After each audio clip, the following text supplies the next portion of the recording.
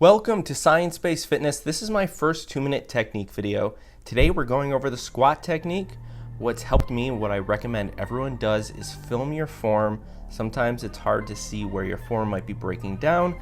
Filming it can allow you to draw some lines maybe, or just simply get a better point of view. So I broke this squat form down into 3 parts. Part 1, the setup. Part 2, common flaws. Part 3, a good lift. So let's jump right into part 1, the setup. First thing we're going to cover is bar placement. We want to use our trap muscles as a shelf. This might be difficult for beginners. Some people choose to use a barbell pad, that's personal preference. You don't want to put the bar on your cervical spine, that's what you're seeing here. This can lead to a whole pile of issues, so just avoid that. Next, we're going to cover breath and bracing. When squatting, you want to take a breath in and brace your core. The point to this is to create more rigidity to help protect your spine. Using a lifting belt can help as a cue to brace against something. It also adds rigidity.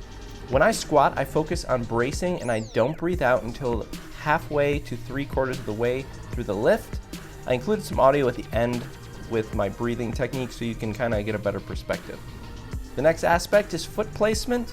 When squatting, we want our feet about 1.5 to 2 times hip width apart. In the photo here, you can see my dimensions for foot placement.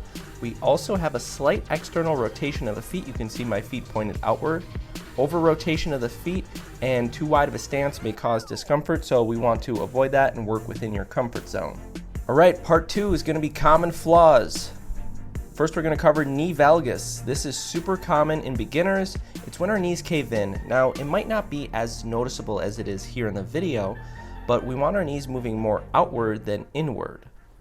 Next, we have hips without the back. This hurt my brain just attempting it for the video.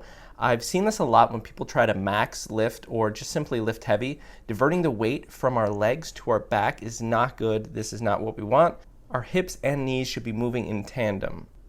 Next is knees over toes. The knees going over the toes is not ideal. Typically when this happens, our heel comes off the ground, which we don't want. It puts more strain on the knee. When I see this, have people lighten the weight and work more of the form. You might want to talk to a trainer if you're finding it challenging to shake any of these flaws in your form. And finally, here is our good lift. We can see as I squat, my knees move outward with proper foot width.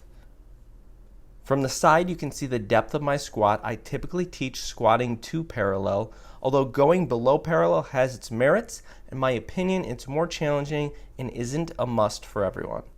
Lastly, I want you to hear as I expel breath. I don't just breathe out, I act like a valve, releasing air while still keeping rigidity. Hope everyone enjoyed. Subscribe for more content like this. If anyone has questions or concerns on my form, leave it in the comments, and we'll see you guys next time.